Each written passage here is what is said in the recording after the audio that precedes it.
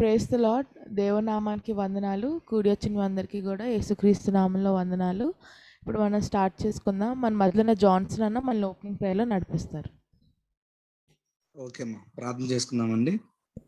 మహోన్నతుడా, మహాగణుడా, మా యేసయ్య, ఈ ఉదయకాల సమయాన్ని బట్టి ప్రభావ నీకు వందనాలు చెల్లిస్తుంది తండ్రి.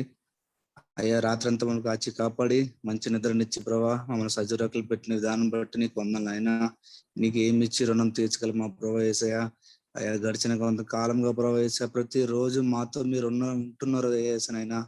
ప్రతిరోజు లేచి తండ్రి నైనా ఉదయాన్నే వేకువజామునే నీ సన్నిధిలో ప్రభావ నీ పాదాల చెంత తండ్రి నైనా సమయం గడపడానికి మాకు ఇచ్చిన గొప్ప భాగ్యాన్ని బట్టి నీకు వందనాలు స్తుతులు స్తోత్రాలు చెల్లిస్తున్నాం తండ్రి. మీకు వందనాలు ప్రభావ. ఇవాళంతటిని బట్టి ప్రభావ మీకు వందలు తండ్రి నైనా. అయ్యా తండ్రి, స్తుత్యారం చేస్తుండగా ప్రభావ నీ బిడ్డలు జ్ఞాపం చేసుకుని తండ్రి అభిషేకించిన నాయన మా మధ్యలోకి దిగి రమ్మని అడుగుతున్నాం ప్రభావ యేసయ్య. మీకు వందనాలు తండ్రి నైనా. అయ్యా, అభిషేకించండి తండ్రి నైనా. అయ్యా తండ్రి, మీరే స్తుతులకు స్తోత్రాలకు ప్రభావ యేసయ్య. మీరే అర్హులు ప్రభావ తండ్రి యేసయ్య. మీరే స్వీకరించమని అడుగుతున్నాం ప్రభావ. మా మధ్యలోకి రమ్మని మేము ఆహ్వానిస్తున్నాం యేసయ్య. నీకు వందనాలు అయినా. అయ్యా, దయగల వారి ఎడల ప్రభా నువ్వు దయ చూపించదు ప్రభావ యేసయ్య. యథార్థ హృదయాల ప్రభావ యథార్థంతుడిగా ఉంటావు యేసయ్య. నీ వాక్యం సెలవుచిన రీతిగా తండ్రి నైనా జ్ఞాపం చేసుకుని తండ్రి మా ఆశ్రయ దుర్గమైన వాడా నీకు స్తోత్రాలు చెల్లిస్తున్నాం ప్రభు నైనా. అయ్యా, మా రక్షణకర్త దేవానికి బహుగా స్తుతులు స్తోత్రాలు చెల్లిస్తున్నాం తండ్రి. నీకు వందనాలు నాయన. గొప్ప దేవుడు నాయన యేసయ్య. యెహోవాను నాయన, నీ న్యాయ విధులు సత్యమైన ప్రభావ యేసయ్య. అవి కేవలం న్యాయమైనవి ప్రభా. నువ్వు న్యాయం చేసే దేవుడు అన్యాయస్తుడు కావు ప్రభావ యేసయ్య. మీకు వందనాలు అయ్యా ప్రభావ యేసయ్య. నువ్వే జ్ఞాపం చేసుకోము ప్రభావ. మీకు వందనం చెల్లిస్తున్నాం తండ్రి నైనా. కూడి వచ్చిన బిడ్డలు జ్ఞాపం చేసుకుని తండ్రి, ఇంకా రానేనో బిడ్డలని ప్రభావ మీరు త్వరగా తీసుకుని రమ్మని అడుచున్నాం తండ్రి. మీకు వందనాలు తండ్రి. ఎక్కడెక్కడి నుంచో ప్రభావ నైనా ప్రభావ అందరం ప్రభావ చేసే ఏక మనసుతో ప్రభావ తండ్రి అయ్యా ఏకంగా కూడి నీ సన్నిధుల ప్రభావ తండ్రి నైనా మేము ప్రభావనైనా నీతో సమయం గడుపుతుండగా ప్రభావ అయ్యా నీ నా ప్రభావ చేసే తండ్రి నైనా మీరే మా మధ్య రమ్మని ఆహ్వానిస్తున్నాం తండ్రి. మీకు వందనాలైనా. ఎక్కడ ఇద్దరు ముగ్గురు నామను కూడి అంటారో అక్కడ మీరు ఉంటారని వాగ్దానం చేశారు అయ్యా ప్రభావ. మీకు వందనాలు. మా మధ్యలో మేము రమ్మని ఆహ్వానిస్తున్నాం తండ్రి నైనా. అయా ప్రభావ మా స్తుతుల మీద ఆశను కమ్మని ఆహ్వానిస్తున్నాం తండ్రి. మీకు వందనాలు చెల్లిస్తున్నాం తండ్రి. గొప్ప దేవా మీకు వందనాలు. అయా, వాక్య పరిచయం చేస్తున్న సేవకులు జ్ఞాపం చేసుకొని తండ్రి నైనా. అభిషేకించండి తండ్రి నైనా. మా అందరి హృదయాలతో మాట్లాడమని అడుచున్నాం తండ్రి. ప్రభావ యేసు ప్రభాని సేవకు నోటి మాటలు మా అందరి హృదయాన్ని దృష్టికి అంగీకారం అవడానికి సహాయం దయచేయండి తండ్రి. మీకు వందనాలు చెల్లిస్తున్న ప్రభావ. ఒక క్రొత్త విషయంతో మాతో మాట్లాడండి. ఇంకా మేము ఎక్కడ సరి చేసుకోవాలో ప్రభావ, ఇంకా ఏ రీతిగా మేము జీవించాలని ప్రభావ మేము ఆశపడుతున్నాము ప్రభావనైనా.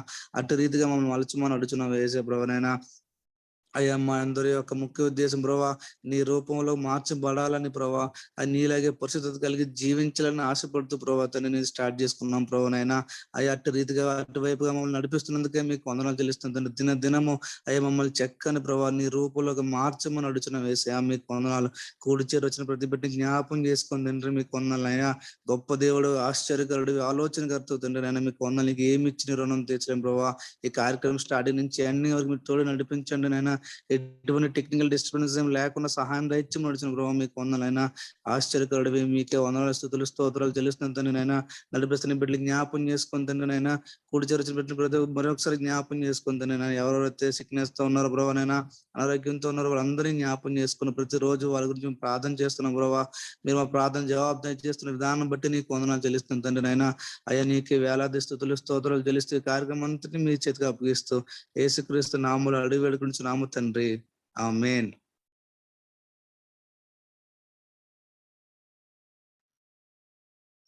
ఆమేన్. థ్యాంక్ యూ అన్న. ఇప్పుడు మనం కీర్తన చదువుకుందాం. కీర్తనలు 91, Psalm 91 చదువుకుందాము. Those who live in the shelter of the Most High will rest in the shadow of the Almighty. This I declare about the Lord. He alone is my refuge, my place of safety. He is my God, and I trust him, for he will rescue you from every trap and protect you from deadly disease.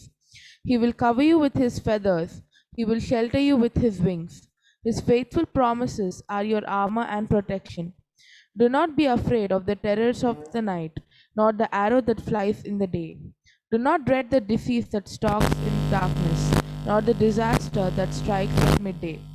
Though 1,000 fall at your side, though 10,000 are dying around you, these evils will not touch you.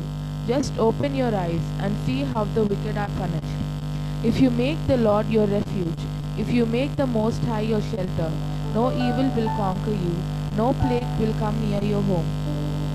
For he will order his angels to protect you wherever you go. They will hold you up with their hands, so you won't even hurt your foot on a stone. You will trample upon lions and cobras. You will crush fierce lions and serpents under your feet. The Lord says, I will rescue those who love me. I will protect those who trust in my name. When they call on me, I will answer. I will be with them in trouble. I will rescue and honor them. I will reward them with a long life and give them my salvation. Amen. కీర్తనల గ్రంథం నుండి 91వ అధ్యాయం చదువుకున్నామండి. Psalms 91. మహోన్నతుని చాటు నివసించేవాడే సర్వశక్తుని వీడను విశ్రమించేవాడు. ఆయనే నాకు ఆశ్రయము, నా కోట, నేను నమ్ముకును నా దేవుడని నేను యెహోవాను గూర్చి చెప్పుచున్నాను. వేటకాని ఊరిలో నుండి ఆయన నిన్ను విడిపించును. నాశనకరమైన తెగులు రాకుండా నిన్ను రక్షించును. ఆయన తన రెక్కలతో నేను కప్పును. ఆయన రెక్కల క్రింద నీకు ఆశ్రయం కలుగును. ఆయన సత్యము కేడుమును డాలునై ఉన్నది. రాత్రి వేళ కలుగు భయముకైనను, పగటి వేళ ఎగురు బాణమునకైనను, చీకటిలో సంచరించే తెగులకైనను, మధ్యాహ్నం మందు పాటు చేయ రోగముకైనను నీవు భయపడుకుందువు. నీ ప్రక్కన 1000 మంది పడినను, నీ కుడి ప్రక్కన 10,000 మంది కూలినను అపాయం నీ ఎద్దకు రాదు. నీవు కనులారా చూచుచుండగా భక్తిహీనులకు ప్రతిఫలం కలుగును.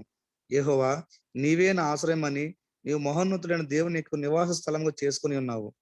నీకు అపాయం ఏమీ రాదు, ఏ తెగులును నీ గుడాలను సమీపించదు. నీ మార్గములన్నిటిలో నేను కాపాడుటకు ఆయన నిన్ను గూర్చి తన దూతలను ఆజ్ఞాపించును. నీ పాదములకు రాయి తగలకుండా వారు నిన్ను తమ చేతుల మీద ఎత్తుపట్టుకుందరు. నీవు సింహములను, నాగుపాములను త్రొక్కెదవు, కొదమ సింహములను, భుజంగములను అనగదొక్కెదవు. అతడు నన్ను ప్రేమించుచున్నాడు గనుక నేను అతను తప్పించేదను. అతడు నా నామం ఎరిగిన వాడు గనుక నేను అతను గనపరిచేదను. అతడు నాకు మొరపెట్టగా నేను అతనికి ఉత్తరం ఇచ్చేదను. శ్రమలో నేను అతను తోడై ఉండేదను. అతని విడిపించి అతను గొప్ప చేసేదను. దీర్ఘాయువు చేత అతని తృప్తిపరిచేదను. నా రక్షణ అతనికి చూపించేదను. దేవుడు తన పరిశుద్ధ వాక్యాన్ని దీవించును గాక. ఆమేన్.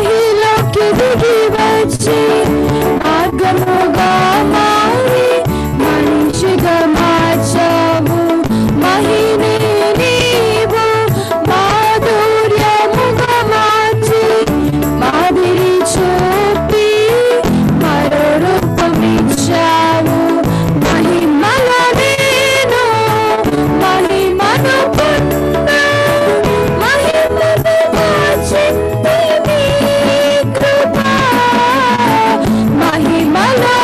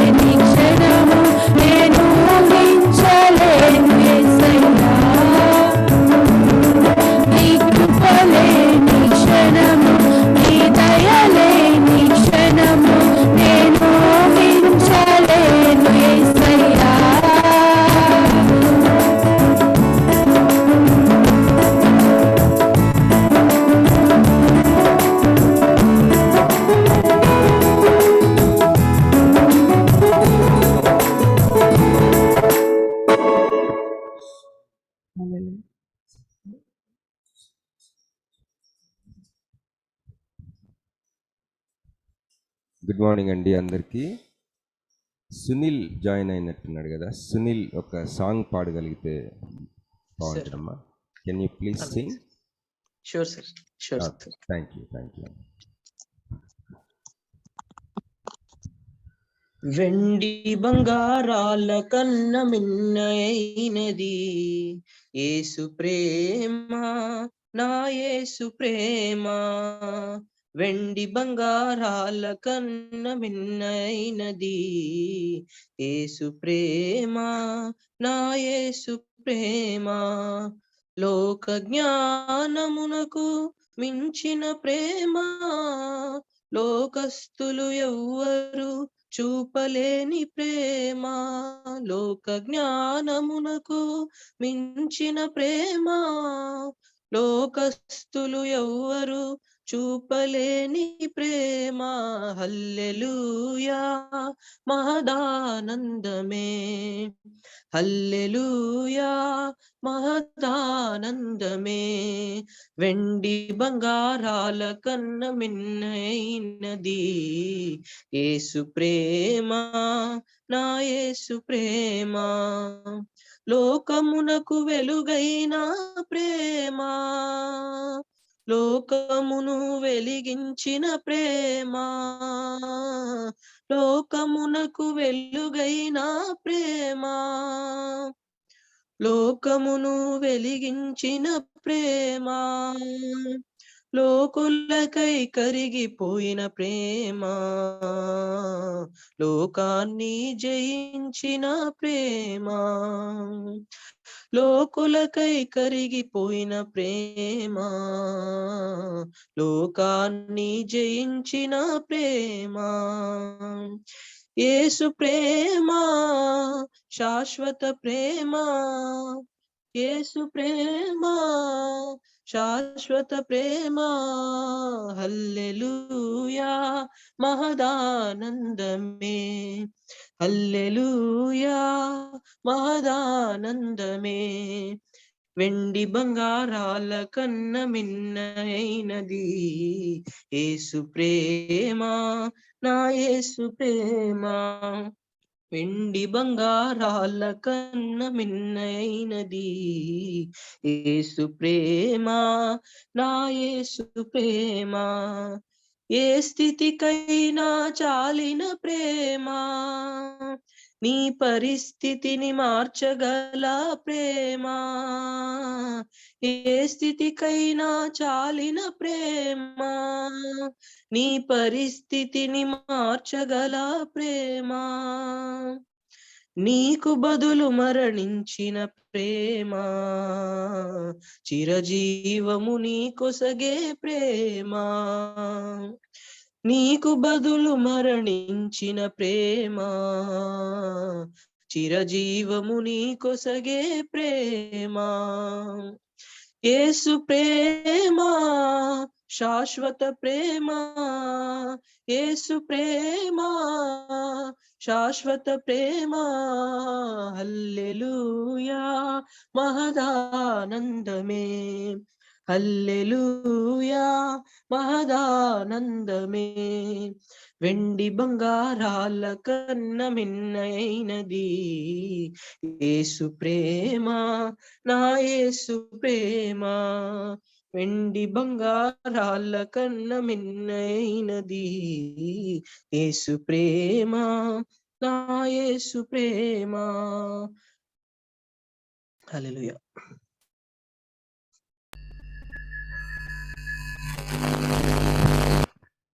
Thank you Sunil. ఇప్పుడు మనం పాట పాడుకుందాం. హల్లెలూయా స్తోత్ర బలి అని పాట పాడుకుందాం.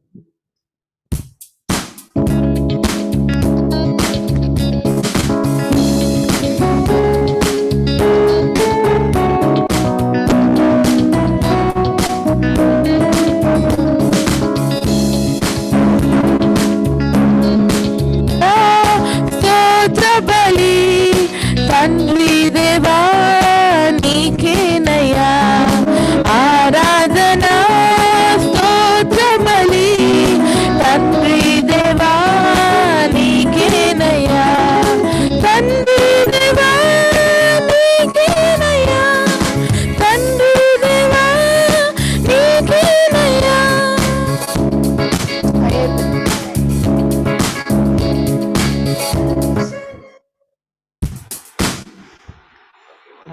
పాటేస్తారు.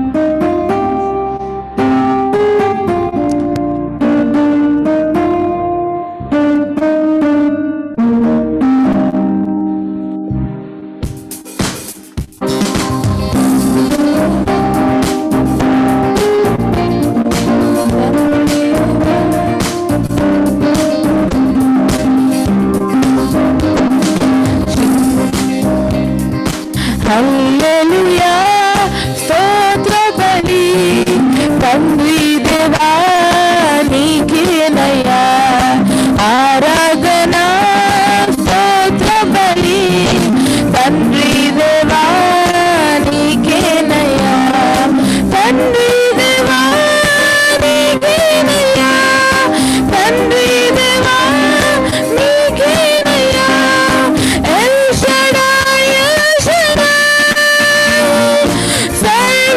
సర్వశక్తిమంతుడా ఎల్ షడాయ్ ఎల్ షడాయ్ సర్వశక్తిమంతుడా సర్వశక్తిమంతుడా ఎల్ షడాయ్ ఎల్ షడాయ్ సర్వశక్తిమంతుడా El Shaddai El Shaddai hallelujah స్తోత్ర బలి తండ్రి దేవా నీకేనయ్యా ఆరాధన స్తోత్ర బలి తండ్రి దేవా నీకేనయ్యా తండ్రి దేవా నీకేనయ్యా తండ్రి దేవా నీకేనయ్యా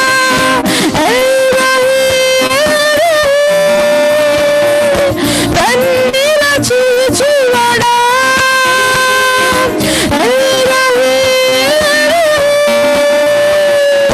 నన్నిల చూచువాడా నన్నిల చూచువాడా ఎల్రహీ ఎల్రహీ నన్నిల చూచువాడా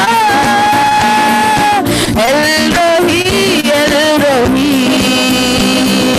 హల్లెలూయా స్తోత్ర బలి తండ్రి దేవా నీకేనయ్యా ఆరాధన స్తోత్ర బలి తండ్రి దేవా నీకేనయ్యా తండ్రి దేవా నీకేనయ్యా తండ్రి దేవా నీకేనయ్యా యెహోవా షమ్మా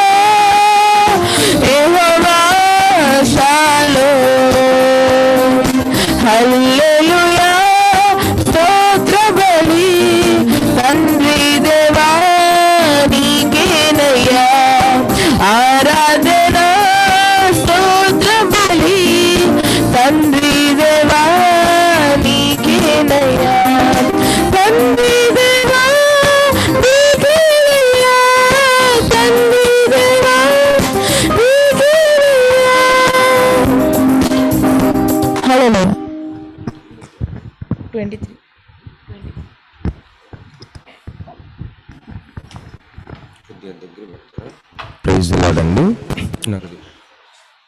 హల్లెలూయా, ప్రైజ్ ది లార్డ్. మరి టైం 5:23 అయింది కాబట్టి మనం సాక్ష్యాలకి సమయం ఇద్దామండి.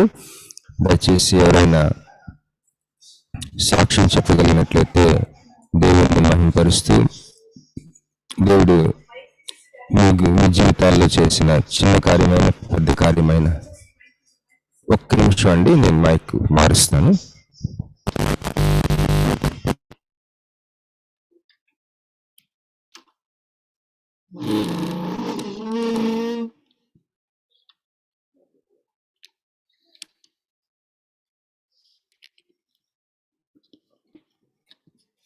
సారీ అండి. జాన్సన్ వినిపిస్తుందా?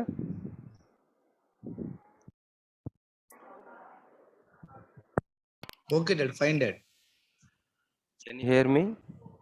yes dad, fine dad. Yeah, thank you. మరి దయచేసి సాక్ష్యం చెప్పవలసింది కోరుచున్నామండి. ఎవరైనా పాట పాడినా కూడా పర్వాలేదండి, పాడొచ్చు. 5:24 అయింది కాబట్టి దయచేసి సమయం గమనించి పాట కానీ సాక్ష్యం కానీ ఏదైనా ప్రభు మీకు అనుగ్రహించిన ఆలోచన కానీ 2-3 నిమిషాలకి మించకుండా దయచేసి చెప్పవలసింది కోరుచున్నామండి. థ్యాంక్ యూ అండి.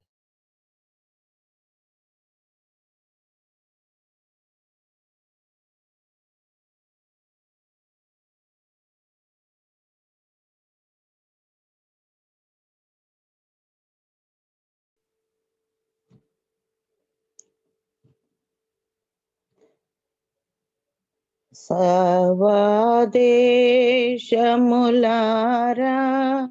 శ్రీ యేసే దేవుండు పూర్వీను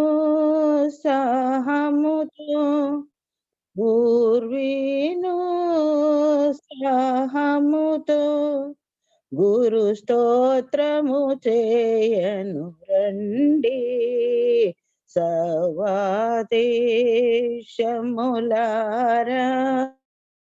శ్రీ యేసే దేవుండు, ఆ ప్రభువే దేవుండు, అధిక స్తోత్రార్హుండు. భూప్రజలనందరినీ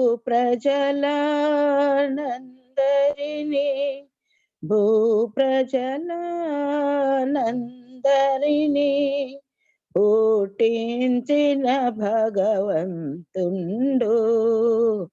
సర్వదేశములారా శ్రీ యేసే దేవుండు. మనము దేవుని వారా మును మరియాయన ప్రజల మనయమునా ఘన ప్రభువు, మనయమునా ఘన ప్రభువు నెనరు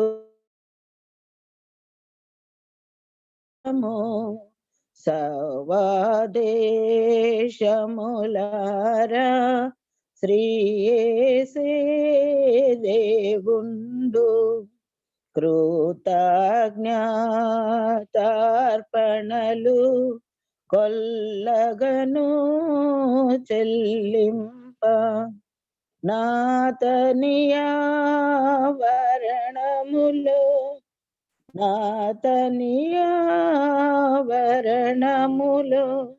వినయముతో చేరండి. సర్వదేశములారా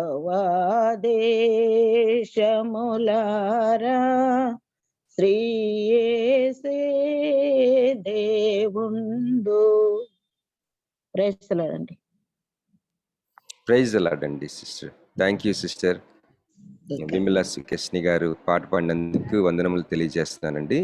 మంచి ఆంధ్ర క్రైస్తవ కీర్తన పుస్తకంలో ఉందనుకుంటా కదండి ఈ పాట?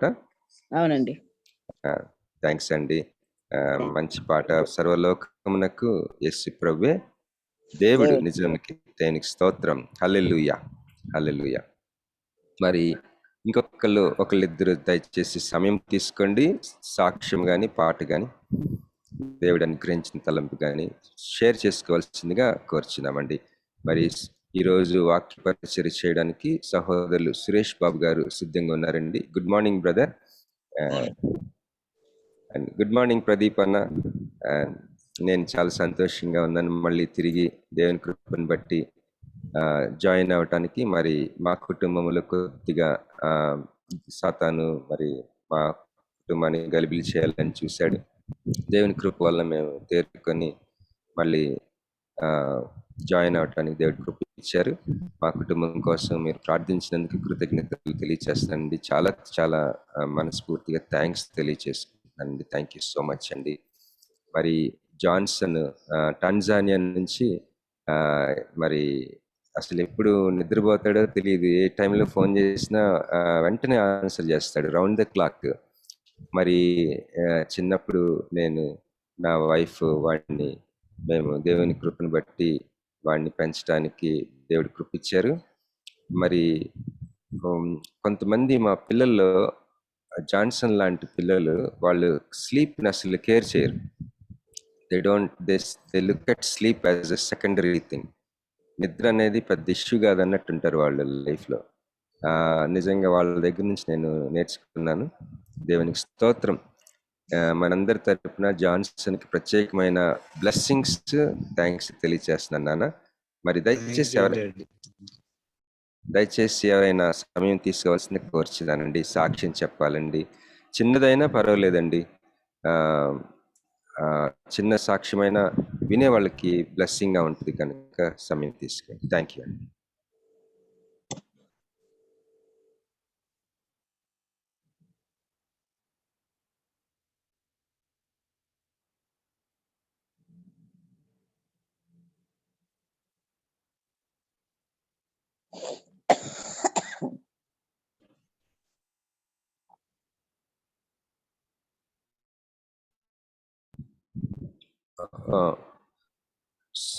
సుమంత్ రాజ్ అని పేరు మీద ఉన్న బ్రదర్ కానీ సిస్టర్ కానీ మరి దయచేసి మిమ్మల్ని పరిచయం చేసుకుంటారండి. మీరు ఒకవేళ వీడియో ఆన్ చేసుకునే అవకాశం లేకపోతే పర్వాలేదు, పరిచయం చేసుకోండి. Brother, it's me Vatsala. Sister praise the lord అండి. Praise the lord sister. Praise lord. బాగున్నారా సిస్టర్? బాగున్నాం బ్రదర్. మీరు ఇప్పుడు ఎక్కడున్నారు సిస్టర్? ఇండియాలో ఉన్నారా? షార్జాలో ఉన్నానండి. Oh praise God, praise. ఇప్పుడు టైం ఎంత అండి సిస్టర్? ఇప్పుడు ఇక్కడ 4 o'clock అవుతుందండి. ఈవినింగ్ అండి? Morning early morning. Okay okay. Thank you sister, thank you so much for joining. అందరు బాగున్నారు కదండి? ఫ్యామిలీ అందరూ బాగున్నాం కదా. Thank you sister, thank you for your prayers అండి. ఇంకా రాధా అని పేరు మీద ఉన్నవారు పరిచయం చేసుకుంటారమ్మా. రాధా గారు.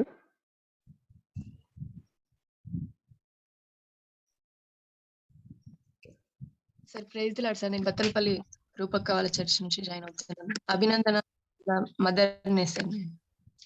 అమ్మా థ్యాంక్స్ అమ్మా. మీ చివరిలో కొద్ది కట్ అయింది మీ మాట, మళ్ళీ చెప్పండి.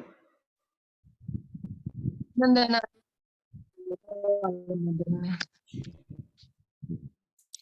ఓకే థ్యాంక్స్ అమ్మా, థ్యాంక్ యూ ఫర్ జాయినింగ్. అలాగే మరి చిన్ని అన్న పేరు మీద ఉన్నారు కదండి, దయచేసి పరిచయం చేసుకుంటారండి. చిన్ని అన్న పేరు మీద.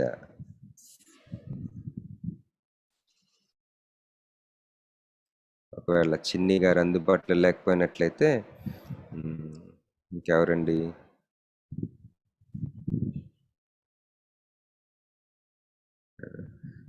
చంద్రకళ 8 అన్న పేరు మీద ఉన్నవారు దయచేసి పరిచయం చేసుకుంటారమ్మా.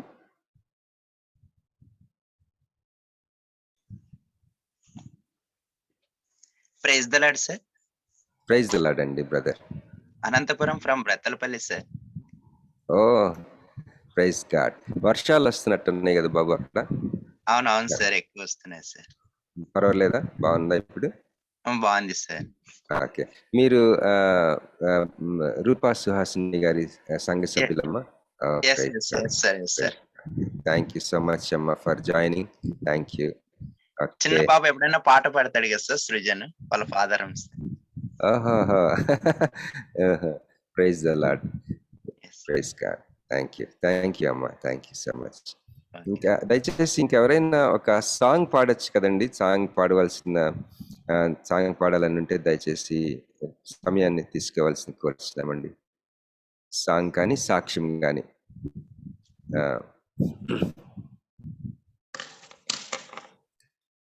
ఒక్కళ్ళు సమయం తీసుకుంటే వాక్యానికి సమయం ఇద్దామండి.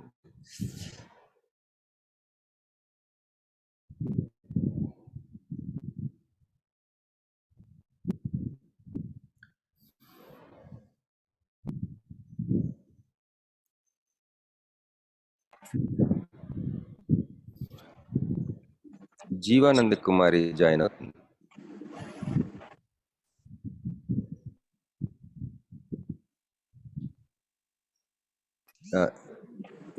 జీవానంద కుమారి అమ్మ, ప్రైజ్ లాడమ్మా.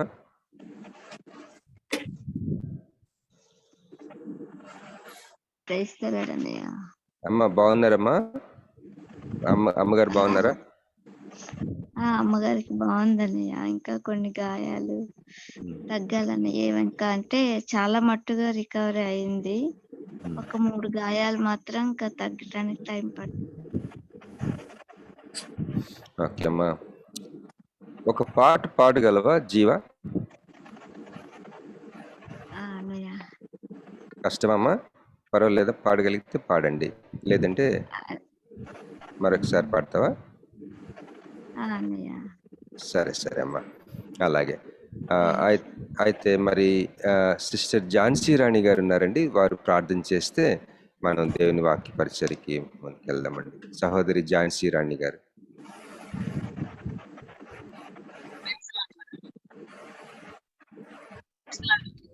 ప్రైజ్ లాడండి సిస్టర్. మీ వాయిస్ కొద్దిగా క్లియర్గా రావట్లేదు సిస్టర్, కొద్దిగా ఫోన్ దగ్గర పెట్టుకుంటే.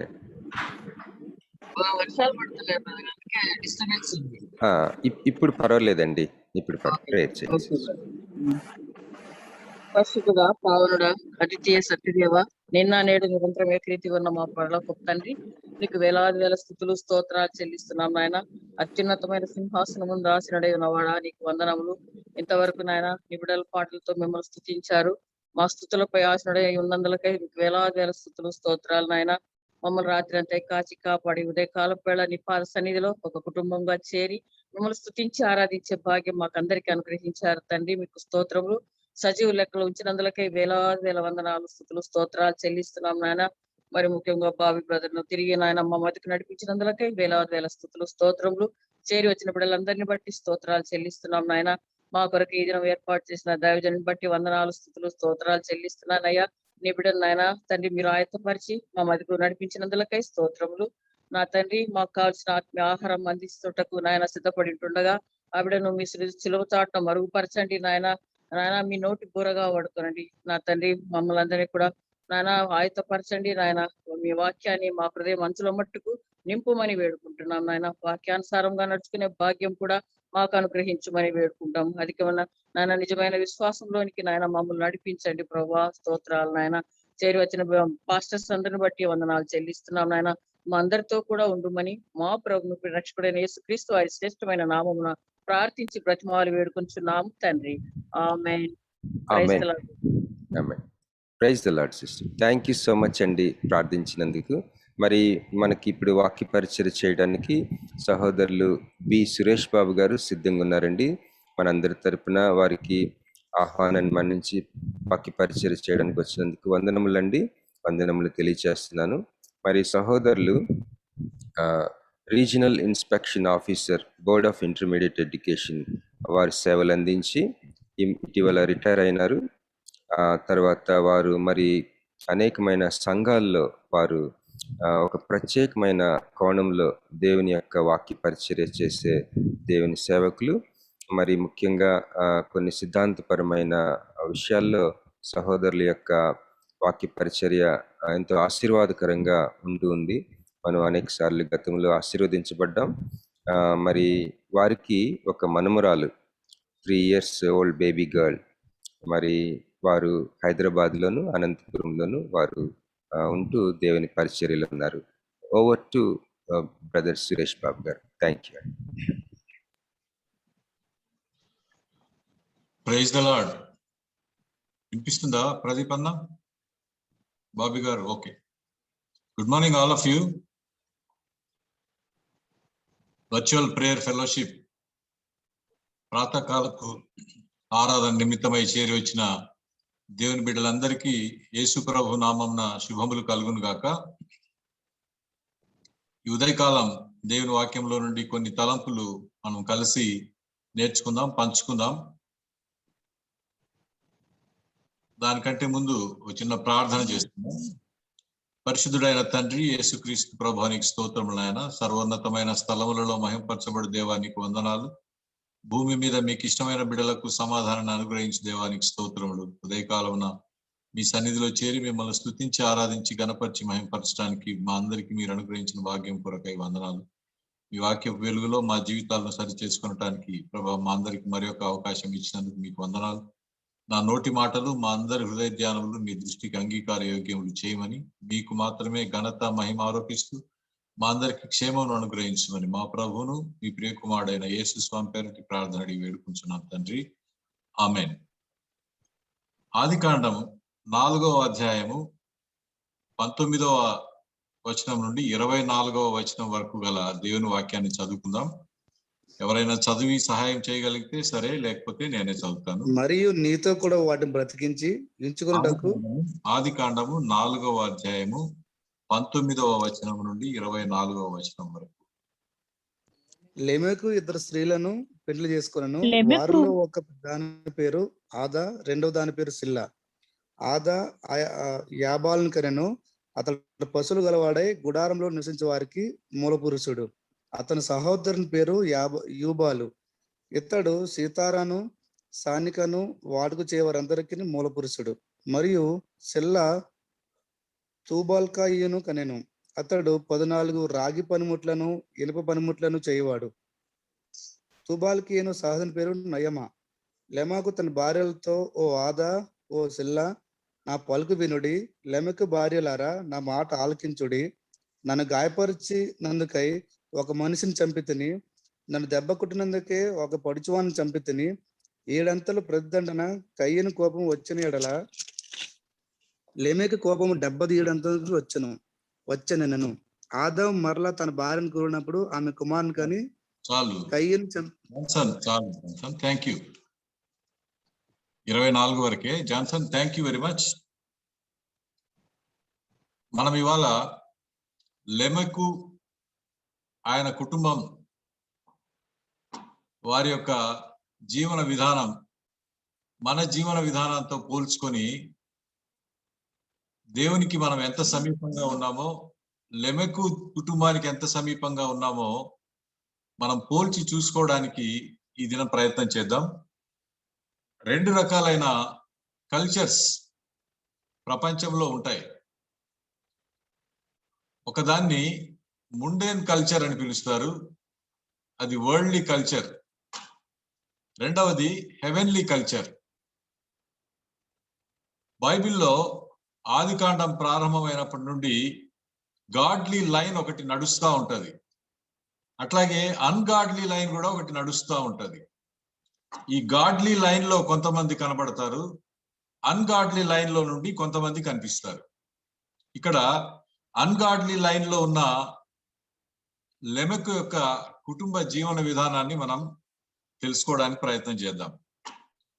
తన తమ్ముడైన హేబేలును చంపిన తర్వాత కయీను దేవుని సన్నిధిలో నుండి వెళ్ళిపోయి నోదు అనే ప్రాంతంలో జీవించాడు. తర్వాత ఆదాము హవ్వలకు సేతు అనే ఒక కుమారుడు జన్మించాడు. ఈ సేతు వంశావళిలో నుండి వచ్చిందే గాడ్లీ లైన్. కయీను వంశావళిలో నుండి వచ్చిందే అన్గాడ్లీ లైన్ గా మనకు కొంతకాలం పాటు బైబిల్లో కనబడుతుంది. కయీను వంశావళిలో మతూషాయేలు అనే ఒక ఆయన కనబడతాడు, ఆయన కుమారుడే లెమెకు. వీరు నోదు అనే ప్రాంతంలో జీవించడం ప్రారంభించారు. నోదు అనే ప్రాంతానికి నెమ్మది లేనితనం, తిరుగులాడుట అనే అర్థం బైబిల్ పండితులు ఇవ్వటం జరిగింది. దేవుని సన్నిధి నుండి పాపం కారణంగా దూరమైన వారి పరిస్థితిని గురించి తెలిపే ప్రాంతంగా ఈ నోదును మనం జ్ఞాపకం చేసుకుంటాం. దేవుని సన్నిధి నుండి దూరంగా వెళ్ళిన తర్వాత కయీను ఒక నగరాన్ని కట్టించాడు. ఆ నగరాన్ని పేరు తన కుమారుడి పేరైన అనోక్ అని పేరు పెట్టాడు. మొట్టమొదట రికార్డ్ చేయబడిన సిటీ ఇదే. నగరాన్ని కట్టించాడు. దానికి మొట్టమొదటి మేయర్గా కూడా ఉన్నాడు ఈయన. ఒక క్రిమినల్ ఒక సిటీకి మేయర్గా ఉంటే ఆ సిటీ ఎలా ఉంటుందో, ఆ సిటీ కల్చర్ ఎలా ఉంటుందో మనం ఊహించవచ్చు. 2 రకాలైన పాపాలు బైబిల్లో రికార్డ్ చేయబడినట్టుగా మనం చూస్తాం. Sin of commission, sin of omission. ఆదాము హవ్వలు చేసిన పాపాన్ని సిన్ ఆఫ్ కమిషన్ గాను, యోనా లాంటి వ్యక్తులు చేసిన పాపాన్ని సిన్ ఆఫ్ ఒమిషన్ గాను పేర్కొనటం జరుగుతుంది. వద్దన్న పని చేయటం పాపమే, చేయమన్న పని చేయకపోవటం కూడా పాపమే. ఈ రెండింటిని sin of commission, sin of omission గా మనం చూస్తాం. ఆదాము హవ్వలు మొదట తినవద్దన్న పండు తిన్నారు. అది మనకు చాలా సింపుల్ గా కనిపించే పాపమే. అయితే అది మరింత గొప్ప పాపాలకు ద్వారం తీసింది. తలుపులు బార్లా తెరిచింది. సర్ప సంతానంలో స్త్రీ సంతానం పట్ల ఉన్న పగ, ద్వేషం హేబేలు యొక్క హత్య ద్వారా మనకు బయలుపరచబడుతుంది. కోపం, పగ, ద్వేషం ఇవన్నీ హృదయంలోని ఆలోచనలే. అయితే అది క్రియారూపం తీసుకునేటప్పటికీ హత్యతో ముగించబడింది. పాలు, పెరుగు, వెన్న, నెయ్యి లాంటిది. పాలు కాచి తోడు పెడితే మరుసటి రోజుకి అది పెరుగు అవుతుంది. దాన్ని చిలికితే వెన్న వస్తుంది. దాన్ని తయారు చేస్తే నెయ్యి అవుతుంది. అంటే 4వ రోజు మనం నెయ్యి చూడాలంటే 4 రోజుల క్రిందట అది పాల రూపంలో ఉండింది. కోపం ఈరోజు ఉంటే రేపటికి పగ అవుతుంది, ఎల్లుండికి ద్వేషం అవుతుంది, 4 రోజుల తర్వాత అది హత్యగా మార్చబడుతుంది. అందుకే ప్రభు ఏమంటాడంటే సూర్యాస్తమయం వరకే మీ కోపం కలిగి ఉండండి అని చెప్తున్నాడు. అంటే సూర్యుడు అస్తమించే లోపలే అతనితో ఎవరితోనైనా మనకు కోపతాపాలుంటే వారితో మనం కాంప్రమైజ్ అవ్వాలని దేవుని యొక్క ఉద్దేశం. అంతేకాకుండా మీరు బలి అర్పించేటప్పుడు ఎవరితోనైనా మీకు కోపం ఉంటే వెళ్ళి ఆ వ్యక్తితో కాంప్రమైజ్ అయ్యి రమ్మని దేవుడు చెప్తా ఉన్నాడు. అంటే బలి అర్పించటం కంటే ముందు సహోదరులతో ఐక్యత కలిగి ఉండటం దేవుడు కోరుకుంటున్న అంశం అని మనకు అర్థం అవుతుంది. హేబేలు కయీను విషయానికి వచ్చినప్పుడు హేబేలు చాలా మంచివాడు. తన అన్నకు ఏ హాని తలపెట్టని వాడు. అయితే కయీను ప్రేమపూర్వకంగా మాట్లాడినట్టు నటించి నమ్మించి తమ్ముడిని పొలంలోకి తీసుకువెళ్ళి హత్య చేసినట్టుగా మనం చూస్తాం. తమ్ముడిని చంపడం ద్వారా కయీను ఆ దెబ్బ దేవుడికి తగిలేటట్టు చేయాలనేది ఆయన యొక్క ఆలోచన. దేవుడు హేబేలును ప్రేమించిన కారణం చేత కయీను తన తమ్ముడిని చంపేశాడు. This is the first murder recorded in the Bible. గమనించండి, సాతాను ప్రేరేపిస్తే హవ్వ ఆదామును ప్రేరేపించి ఇద్దరు కలిసి పండు తిన్నారు.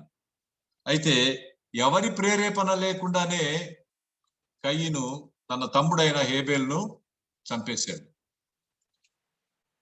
పాపం మానవ సంబంధాలను ఎలా పాడు చేస్తుందో మనకు ఈ సంఘటన ద్వారా అర్థమవుతుంది. మరణం అంటే ఏంటో, మరణం యొక్క అనుభవం ఏంటో, ఎడబాటు అంటే ఏమిటో మొట్టమొదటి తల్లిదండ్రులైన ఆదాము హవ్వలకు తమ కుమారుడైన హేబేలు మరణం ద్వారా తెలిసొచ్చింది. ఆదాము వలన పాపము తన పరిపాలన ఈ లోకంలో ప్రారంభించింది. గమనించండి, మొట్టమొదట చంపబడిన వాడు ఒక పరిశుద్ధుడు. దేవుని చేత అంగీకరించబడి దేవుని చేత ప్రేమించబడిన వాడు మొట్టమొదట హత్య చేయబడ్డాడు. అయితే సంతోషించదగిన అంశం ఏంటంటే మొదట సమాధికి చేరిన వాడు మొదట పరలోకంలోకి చేర్చబడ్డాడు. దేవుని కొరకు మొట్టమొదటి హతసాక్షిగా కయీను హేబేలు మనకు కనబడతాడు. తన విశ్వాసాన్ని బట్టి చంపబడ్డాడు. దేవుని పట్ల తనకున్న గొప్ప ప్రేమ నిరీక్షణను బట్టి హత్య చేయబడ్డాడు. ఇక్కడ నుండి ఆదాము నుండి కయీను లైన్ లో, అన్గాడ్లీ లైన్ లో 7వ వాడుగా మనకు లెమెకు కనిపిస్తాడు. అన్గాడ్లీ లైన్ లో, ముండేన్ కల్చర్ లో లెమెకు మనకు 7వ వాడుగా కనిపిస్తాడు. ఇక్కడ నుండి పాలిగమీ ప్రారంభమైంది. First polygamy case recorded in the Bible is Lamech's marriage. He married to 2 women. 2 స్త్రీలను పెళ్లి చేసుకోవడం ద్వారా పాలిగమీని, అంటే దేవుడు ఆదాముకు హవ్వను మాత్రమే ఇస్తే లెమెకు అక్కడి నుండి 2 స్త్రీలను పెళ్లి చేసుకోవడం అనే ఒక కల్చర్ ను ప్రారంభం చేశాడు. లెమెకు అనే మాటకు బలమైన వాడు, శక్తి కలిగిన వాడు అనే అర్థం ఇస్తుంది. దేవునిపై నుండి, దేవుని శక్తిపై నుండి మానవ శక్తి పైన ఆధారపడటం మానవుడు నేర్చుకున్నాడు. మానవ బలం పైన ఆధారపడే ఒక తరము లెమెకు ద్వారా ప్రారంభమైనట్టుగా మనము చూడగలుగుతాం.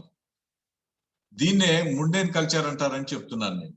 సొంత జ్ఞానం పైన ఆధారపడి సమస్తం మేమే చేసుకోగలం, సమస్తం మేమే చూసుకోగలమనే ఒక ధీమా మానవ జాతిలో ఆరంభమైంది.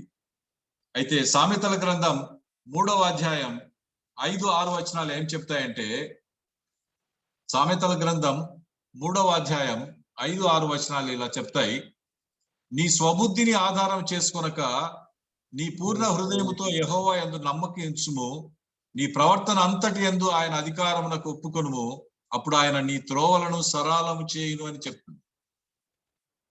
మన ప్రవర్తన అంతటి యందు యెహోవా పైన మనం నమ్మకం ఉంచాలని దేవుని వాక్యం చెప్తుంది. అయితే ఈ కల్చర్ లో లెమెకు తన యొక్క స్వంత జ్ఞానం పైన, స్వంత బలం పైన ఆధారపడి జీవించటం ప్రారంభించాడు. నిజమే, శాస్త్రపరంగా, సాంకేతిక పరంగా మానవుడు సాధించిన విజయాలు, ఇన్వెన్షన్స్, అచీవ్మెంట్స్ అని ఇన్ని కాదు. 1700 సంవత్సరాల నుండి 2000 సంవత్సరాల కాలం పాటు గొప్ప గొప్ప ఆవిష్కరణలన్నీ మనము ప్రపంచ చరిత్రలో చూడగలుగుతాం.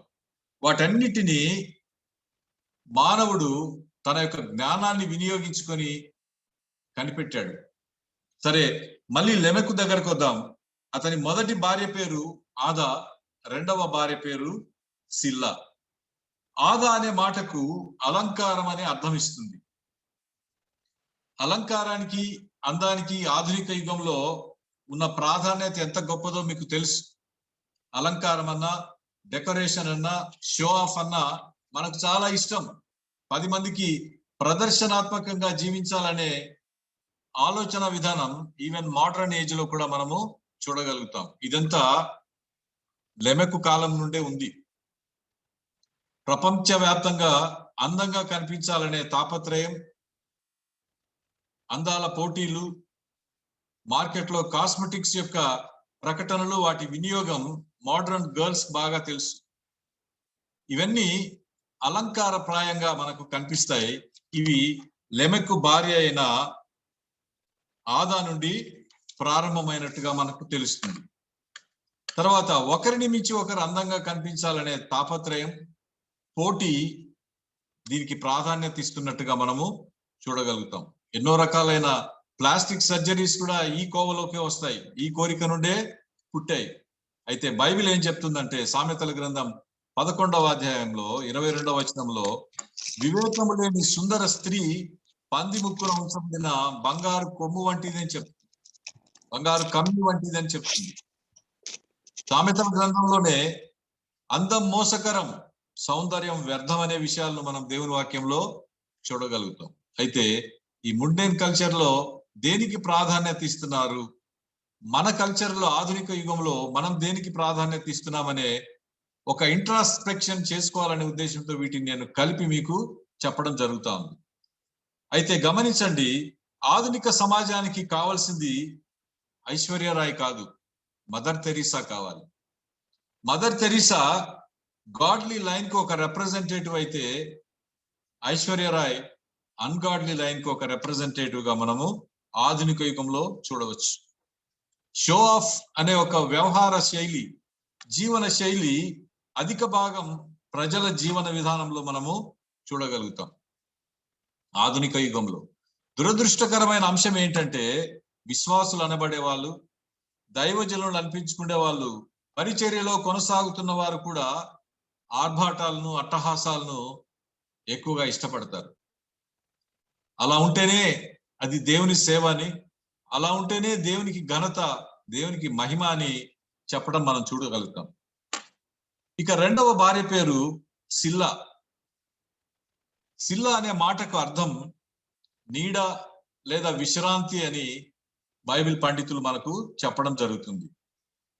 ఇందాక నేను చెప్పినట్టుగా more scientific inventions are made during 1700 and 2000 AD. More scientific inventions are improved, more leisure we are enjoying. ఎంత ఎక్కువగా సాంకేతికత వృద్ధి చెందుతూ ఉంటే అంత లీజర్ మన జీవితంలో మనము అనుభవించగలుగుతున్నాం. సాంకేతిక పెరిగే కొలది వర్క్ కల్చర్ మారిపోతా వస్తా ఉంది. ఎక్కువ విశ్రాంతి మానవులకు దొరుకుతా ఉంది. ఎక్కువ విశ్రాంతి దొరికితే ఎక్కువ సోమరిపోతులుగా తయారవుతుంది. శారీరక కష్టం తగ్గిపోతూ ఉండటం, దాని ప్రభావం దీర్ఘకాల ఆరోగ్యం మీద ఎలా ఉంటుందో మనకు బాగా తెలుసు. ఒక దైవజనుడు అంటాడు, ప్రతి క్రైస్తవ గృహంలో ఉండే ఈజీ చైర్స్ అన్ని తగలబెట్టేయాలంటాడు. ఎందుకు? ఆయనకు ద్వేషమా, అసూయనా మన ఇంట్లో ఈజీ చైర్ ఉంటే? అంటే విశ్రాంతి, దేవుని పని చేయకుండా విశ్రాంతిగా ఉండటం, సోమరిపోతులుగా ఉండటం ప్రారంభించారు. కాబట్టి ఆ మాట ఆయన చెప్తున్నాడు. ఉయ్యాలలు, తూగుటుయ్యాలలు, వెరీ రిలాక్సింగ్ సోఫాలు ఇళ్లలో కలిగి ఉండటం అనేది ఈ కల్చర్ లో ఒక భాగం. సరే, ఇంటి పని చేసే సమయం తగ్గిపోయింది. సరే, మిగిలి ఉన్న ఖాళీ సమయాన్ని దేవుని పనికి మనం వినియోగిస్తున్నామా? ఇది గొప్ప ప్రశ్న.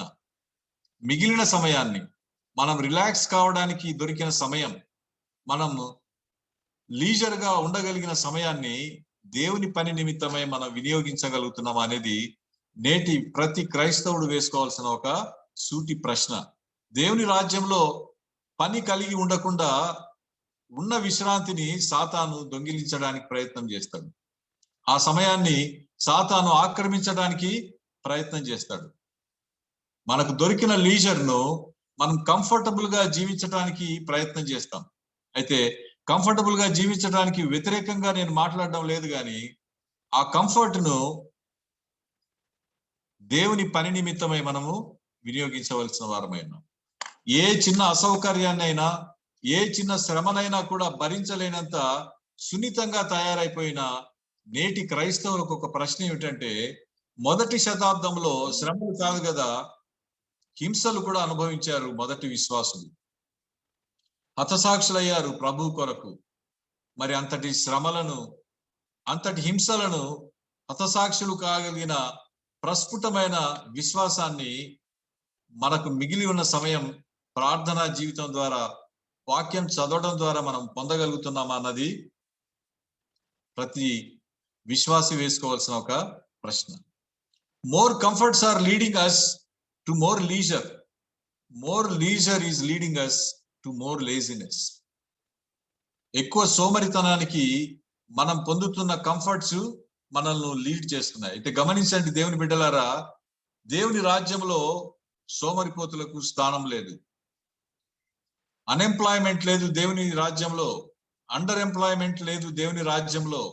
చేయగలిగిన ప్రతి వారికి దేవుని రాజ్యంలో పని ఉన్నట్టుగా మత్తయి సువార్త 20వ అధ్యాయం 1 నుండి 16 వరకు రాయబడిన పారబుల్లో మనకు అర్థమవుతుంది. ఒక యజమానుడున్నాడు, వీధిలోకి వెళ్ళి అక్కడ తన తోటలో పని చేయటానికి పనివారిని తీసుకెళ్లాడు ఉదయమే. మళ్ళీ మధ్యాహ్న కాలంలో వచ్చి కొంతమందిని తీసుకెళ్లాడు.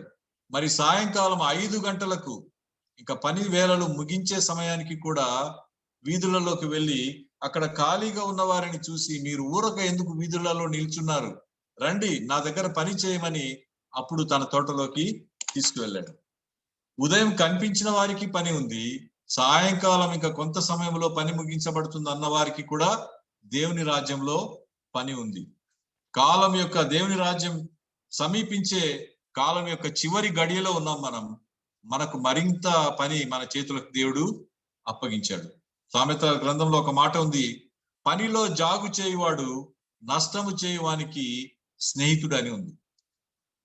పనిలో జాగు చేయువాడు అంటే ఆలస్యం చేసేవాడు, వాడు నష్టం చేసేవానికి స్నేహితుడు. నష్టం చేసేవాడు ఎవరు? అసలు పనికి నష్టం కలిగించేవాడు సాతాను అయితే, సాతాను స్నేహితుడు ఎవరు? పనిలో జాగు చేసేవాడు. చేయవలసిన పని చేయవలసిన సమయంలో చేయకుండా ఆలస్యం చేసేవాడు, వాడు సాతానుకు స్నేహితుడని దేవుని వాక్యం మనకు బోధిస్తా ఉంది. దేవుడు నెమ్మదిని, విశ్రాంతిని, కావలసినంత సంపదను, సౌకర్యాలను మనకు అనుగ్రహించి ఆశీర్వదించినప్పుడు దేవుణ్ణి మర్చిపోయి జీవించమని కాదు దాని అర్థం.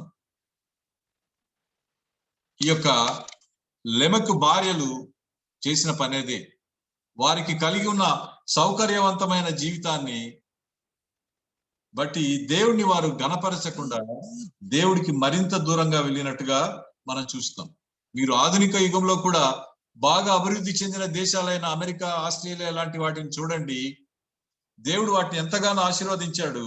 అయితే ఆ దేశాల్లో కేవలం ఆరాధనకు వెళ్ళే వాళ్ళు ఎవరంటే ముసలి వాళ్ళు, వారి ప్రక్కన చిన్న మనవాళ్ళు, మనవరాళ్ళు మాత్రమే దేవుని ఆరాధనకు వెళ్తారు. మిగతా వారు ఆరాధనకు వెళ్ళటం లేదు. దేవుడు అంతగా ఆశీర్వదిస్తే వారు దేవుణ్ణి ఆరాధించవలసింది పోయి తమ వ్యక్తిగత పనులు, వ్యక్తిగత సుఖ సంతోషాల మీద సమయాన్ని గడుపుతున్నట్టుగా మనం చూస్తాం. మళ్ళీ లెమెకు దగ్గరికి వస్తే ఆయనకు 3 కుమారులు కలిగారు. ఆదా అనే మొదటి భార్య ద్వారా యాబాలు, యూబాలు అనే 2 కుమారులు కలిగారు. సిల్లా అనే 2వ భార్య ద్వారా తుబల్, కయీను అనే కుమారుడు కలిగాడు.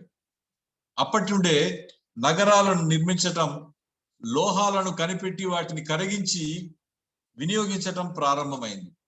నగరాలకు ప్రాకారాలను నిర్మించడం కూడా ఆరంభమైంది. ఇదంతా అదే అధ్యాయంలోనే మనం చూడవచ్చు. సమయాభావం వల్ల వాటిని మనం చూడలేం, కానీ ఇవన్నీ అక్కడి నుంచే ప్రారంభమైంది. చూసారా, నగరాల చుట్టూ ప్రాంగణాలు కట్టుకోవడం, ప్రాకారాలు కట్టుకోవడం ప్రారంభమైంది. ఇది దేన్ని సూచిస్తుందంటే ఇతరులతో సాంగత్యము చేయలేని, మనంతట మనం క్లోజ్డ్ లైఫ్ లీడ్ చేయాలనుకునే దాన్ని సూచిస్తుంది. అందు నిమిత్తమే మనం ఇంటి చుట్టూ ప్రాకారాలు కట్టుకుంటాం. నగరాల చుట్టూ ప్రాకారాలు కట్టుకున్నారు అంటే ఇతరులను మన జీవితంలోకి అనుమతించలేని ఒక క్లోజ్డ్ సర్క్యూట్ ను ఏర్పాటు చేసుకోవడం అప్పటి నుంచే ప్రారంభమైంది. యాబాలు పశు సంపదను అభివృద్ధి చేయటం ప్రారంభించాడు. ఆ రోజుల్లో సంపదను పశువుల రూపంలో గణించటం ప్రారంభమైందని నేను ఇంతకుముందు కూడా మీకు చెప్పాను. సంపద బంగారును బట్టి, ఇళ్లను బట్టి, పొలాలు, స్థలాలను బట్టి కాకుండా పశువుల యొక్క సంపదను బట్టి మాత్రమే ఒక వ్యక్తి యొక్క సంపదను గణించడం ప్రారంభించింది. అయితే వారు గుడారాల్లో కూడా నివసించడం ఆరంభించారు. ఎందుకు గుడారాల్లో నివసిస్తున్నారంటే పశువుల మేత కొరకు, నీటి వనరుల కొరకు ఒక ప్రదేశం నుండి ఇంకొక ప్రదేశానికి వారు తిరుగుతూ ఉండవలసిన అవసరం ఉంది. కాబట్టి వారు నోమాడిక్ ట్రైబ్స్ కూడా పశువుల కొరకు కొంతమంది జీవించాల్సి వచ్చింది. అలాంటి వాళ్ళల్లో ప్రాముఖ్యమైన వ్యక్తి యాబాల్ అనేవాడు. ఆధునిక యుగంలోకి మనం చూసినప్పుడు ఫామ్ హౌసెస్, అందులో వివిధ రకాలైన పశువుల జాతులను పెంచటం ఆధునిక యుగంలో మనం చూడగలుగుతాం. ఇది ముండేన్ కల్చర్ లో చాలా ప్రాముఖ్యమైన వాక్య భాగం. పశు సంపదను బట్టి మనము అతిశయించే యుగంలో ఇప్పుడు కూడా బ్రతుకుతున్నాం. అంత పెద్ద ఎత్తున పశు సంపదను మనం పోషించలేకపోయినా, పెంచలేకపోయినా, మెయింటైన్ చేయలేకపోయినా చాలా మంది ఇళ్లలో పెట్స్ ను పెంచుతూ ఉంటారు. కుక్కలు, పిల్లులు, కుందేళ్లు, నెమళ్ళు ఇళ్లలోనే పెంచుతుంటారు.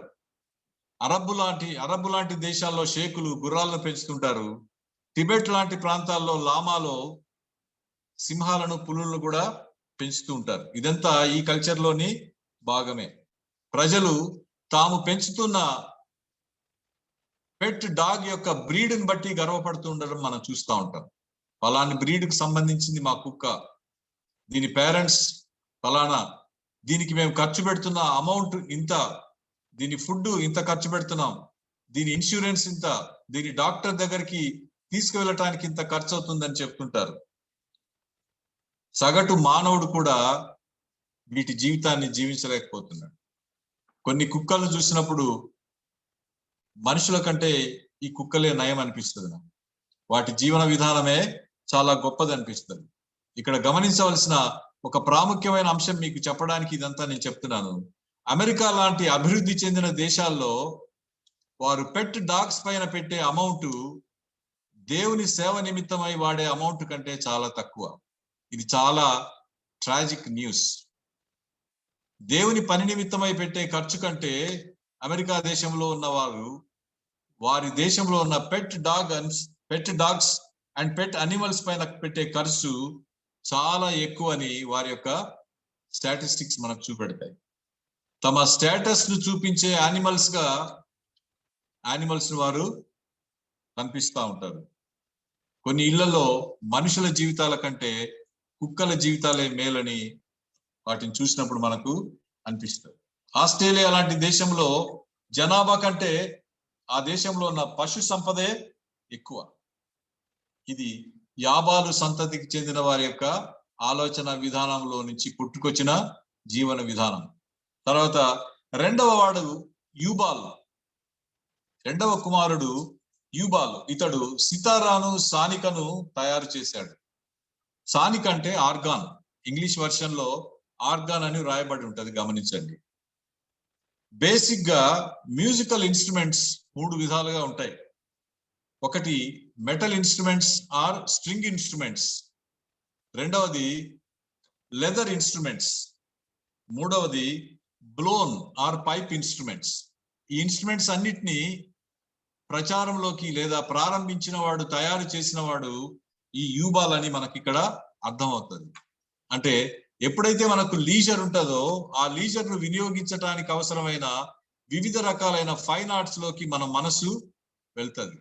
వీరికున్న విశ్రాంతి కారణం చేత వారు ఇలాంటి సాధనాలను తయారు చేయటం ప్రారంభించారు.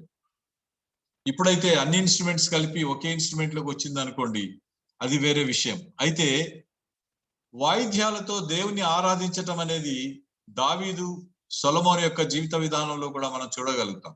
అయితే దేవుని ఆరాధించడానికి కాకుండా వ్యక్తిగతమైన సంతోషానికి, వ్యక్తిగతంగా తిని త్రాగి తూగటానికి ఈ సంగీతాన్ని వారు వినియోగించినట్టుగా మనం చూస్తాం. ఆధునిక యుగంలో కూడా సంగీతం యొక్క ప్రాధాన్యత నేను మీకు చెప్పవలసిన అవసరం లేదు. సంగీతం యొక్క హోరు నేటి యవనస్తులకు బాగా తెలుసు. ఎక్కడికి వెళ్ళినా సంగీతమే వినబడతా ఉంటది విత్ హై వాల్యూమ్. సంగీతం లేకుండా సగటు భారతీయుడు యొక్క జీవితాన్ని మనం ఊహించలేం.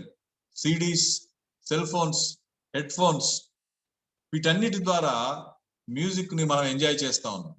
ఇదంతా మన మైండ్ ను డిస్టర్బ్ చేయటానికి, దేవుడి ఘనత నిమిత్తం కాకుండా సంగీతాన్ని వేరే ఆనందం కొరకు వినియోగించటం వల్ల మన మైండ్ పొల్యూషన్ కి అది దారి తీస్తుందని అనేక మంది మానసిక శాస్త్రవేత్తలు చెప్తారు. మైకేల్ జాక్సన్, లక్కీ ఆలీ లాంటి గొప్ప గొప్ప మ్యూజిషియన్స్ ను మనం ఆరాధించే దినాల్లో మనం జీవిస్తా ఉన్నాం. సరే, గొప్ప ధనవంతులు కావటానికి, బలవంతులుగా జీవించటానికి, అత్యంత సంతోషంగా జీవించటానికి పద్ధతులను, పరికరాలను కనిపెట్టారు కానీ దేవునికి దగ్గరయ్యే మార్గం మర్చిపోయారు. వారు దేవునికి దూరంగా వెళ్తున్నామన్న విషయాన్ని కనీసం గుర్తించలేకపోయారు. అది ఇందులో ఉన్న ఒక గొప్ప దుఃఖపడవలసిన అంశంగా మనం చూస్తాం. పదును గల పనిముట్లను, ఇనుప పనిముట్లను తయారు చేయటం నేర్చుకున్నారు. So there started love of metals. లోహాలను ప్రేమించటం, లోహాలను వినియోగించటం అక్కడి నుంచి ప్రారంభమైంది. వ్యవసాయ పరికరాలను తయారు చేయటం మొదలు పెట్టారు. యుద్ధ ఆయుధాలను కూడా తయారు చేయటం ప్రారంభించారు. అదంతా అదే అధ్యాయంలో మనం చూడగలుగుతాం. ఈ పరికరాలను, ఈ లోహాలను కనిపెట్టిన తర్వాత వ్యవసాయంలో గొప్ప మార్పులు వచ్చాయి. ఈ యొక్క పనిముట్లను తయారు చేసిన తర్వాత వేట విధానంలోను, శత్రువులను చంపే విధానంలోను గొప్ప మార్పులు వచ్చినట్టుగా మనము అక్కడ చూడగలుగుతాం. ధనవంతుల ఇళ్లలో మీరు ఈ రోజుల్లో కూడా చూడండి, వారి ఇళ్లలో గోడలకు పొడవాటి ఇత్తడి బరిసెలు, ఇత్తడి ఖడ్గాలు వేలాడదీయబడి ఉంటాయి. అది లవ్ ఆఫ్ మెటల్స్ ను సూచిస్తుంది. ఇంకా దేశాల విషయానికి వచ్చినప్పుడు యుద్ధ ఆయుధాల యొక్క ప్రాధాన్యత వివిధ దేశాల యొక్క బడ్జెట్ చూస్తే మనకు అర్థమవుతుంది. విద్య, వైద్యం, మౌలిక సదుపాయాల మీద ఆయా దేశాలు ఖర్చు పెట్టేదానికంటే యుద్ధ ఆయుధాలను తయారు చేయడానికి ఎక్కువ డబ్బును, ఎక్కువ పోర్షన్ ను వారి యొక్క బడ్జెట్ లో కేటాయించినట్టుగా మనం చూడగలుగుతాం. ఇంకా ఎల్లో మెటల్ అంటే గోల్డ్ యొక్క ప్రాధాన్యత, దాని పట్ల మనకున్న మోజు మక్కువ నేను చెప్పవలసిన అవసరం లేదు. దాని ద్వారా మన యొక్క ఆడంబరాన్ని ప్రదర్శించడానికి మనం ప్రయత్నం చేస్తాం. దాని ద్వారా మన యొక్క గొప్పతనాన్ని ప్రదర్శించడానికి ప్రయత్నం చేస్తూ ఉంటాం. పేరుకు మాత్రమే దేవుని యొక్క పనివారుగా మనం కనపడుతుంటాం, కానీ మన ఆశలు, మన కోరికలు ఇహలోక సంబంధమైన వాటి మీద నిలుపుతున్నట్టుగా మనం చూడగలుగుతాం. తర్వాత సిల్లా అనే రెండవ భార్య అతనికి తూబల్ కయీను అనే ఒక కుమారుణ్ణి కనింది. కయీను అనే పేరులో నుండే తూబల్ కయీను అనే పేరు వచ్చింది. ఈ యొక్క లెమకు 7వ వాడు ఆదాము నుండి, కయీను 2వ వాడు. అంటే 5 తరాల తర్వాత కూడా కయీనును ఆరాధించే వాళ్ళు, కయీను పేరు పెట్టుకునే వాళ్ళు, కయీనును అభిమానించే వాళ్ళు ఉన్నట్టుగా మనకు అర్థమవుతుంది. సరే, లెమకి ఇప్పుడు చేసిన పని ఏంటంటే ఒక వ్యక్తిని చంపాడు. అదే మనం ఇందాక చదువుకున్నాం. నన్ను గాయపరిచినందుకై ఒక మనిషిని చంపితిని, నన్ను దెబ్బ కొట్టినందుకై ఒక పడుచువారిని చంపితిని అని చెప్తున్నాడు. లెమెకు తన భార్యల దగ్గరకు వచ్చి తాను చేసిన హత్య గురించి మాట్లాడుతున్నాడు. తాను చేసిన క్రైమ్ ను బట్టి ఎంతో గర్వంగా మాట్లాడుతున్నాడు తప్ప ఆ విషయంలో ఆయన సిగ్గుపడుతున్నట్టుగా గాని, తప్పు చేశాననే అపరాధ భావన గాని ఆయన మనసులో మనకు కనపడదు. గమనించండి, తాను చేసిన ఒక క్రిమినల్ యాక్టివిటీని బట్టి ఒక గొప్పతనాన్ని తనకు తాను ఆపాదించుకుంటున్నాడు. ఇది second murder recorded in the Bible. First murder హేబేలు చంపబడడం అయితే, 2వ మర్డర్ ఇక్కడ మనకు కనిపిస్తుంది. అయితే చంపబడిన వాడు ఎవరో ఆ వ్యక్తికి సంబంధించిన సమాచారం ఏమీ ఇక్కడ మనకు ఇవ్వబడలేదు. నన్ను గాయపరిచినందుకు నేను అతన్ని చంపేశానని చెప్తున్నాడు. అంటే ఇతరుల పట్ల అసహనం ఎంతగా వ్యాప్తి చెందిందో ఆ కల్చర్ లో మనకు అర్థమవుతుంది. అది నేటి కల్చర్ లో కూడా మనము చూడగలుగుతాం. అయితే మనం హత్యలు చేయటం లేదు, కానీ మాటల ద్వారా వారిని బాధించగలం. కత్తులతో వాళ్ళని పొడవటం లేదు, కానీ వారిని మాటల ద్వారా వారిని అవమానపరచగలిగే కల్చర్ మనకు ఉంది. మాటల ద్వారా ఇతరులను మనము అవమానపరచగలం, హేళన చేయగలం, వారిని దుఃఖానికి గురి చేయగలం. అయితే ఇక్కడ ఇతరుల పట్ల అసహనం అనేది చాలా ప్రధానమైన అంశంగా మనము చూడగలుగుతాం. ఇతరులను అంగీకరించలేని తనం, యాక్సెప్ట్ చేయలేము వేరే వాళ్ళని, మనం వారి యొక్క ప్రవర్తనను యాక్సెప్ట్ చేయలేని తనం. మనకు చిన్న గాయం తగిలితే వారిని చంపేసేంత కోపం మనకు వస్తుంది. ప్రభుల వారు అదే మాట మనతో మాట్లాడారు. హత్య చేయటం పాపమని మోషే ధర్మశాస్త్రం మీకు బోధిస్తే ఒక వ్యక్తిని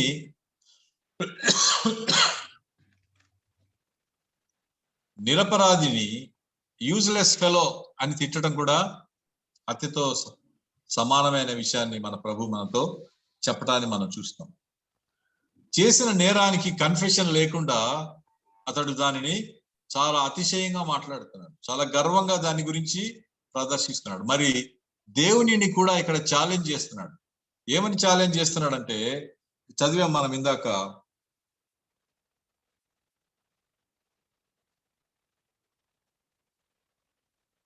కయీనుతో తనను తాను పోల్చుకొని దేవుడు అతన్ని శిక్షిస్తే నన్ను కూడా శిక్షించాలని చెప్తున్నాడు.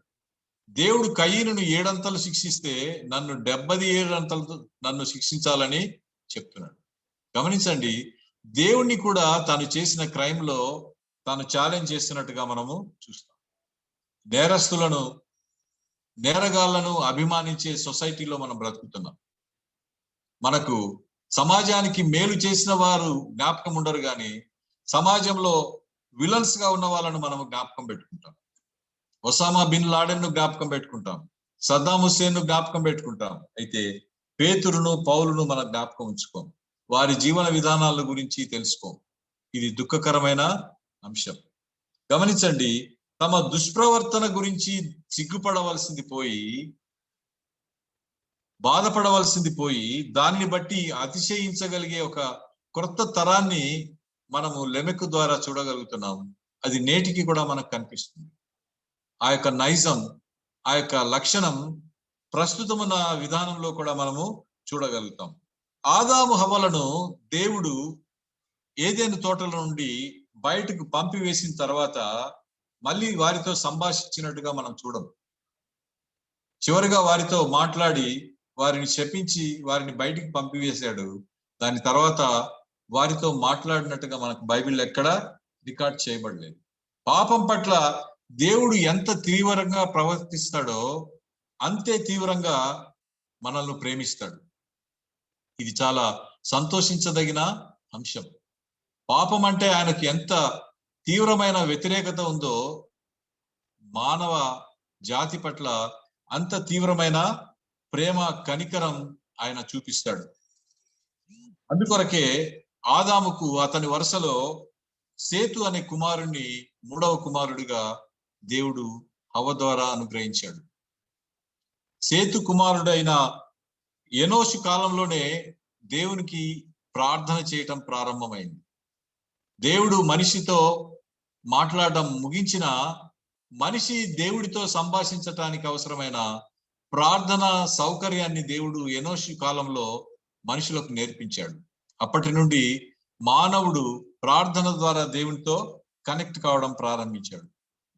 జనులు ఎంతగా చెడిపోయినా దేవుడు తన ఓరిమి చేత తన ప్రియ కుమారుడైన యేసు ప్రభుని లోకంలోకి పంపించి తిరిగి మానవ జాతిని తనతో సంధి చేసుకోవడానికి ప్రయత్నం చేశాడు.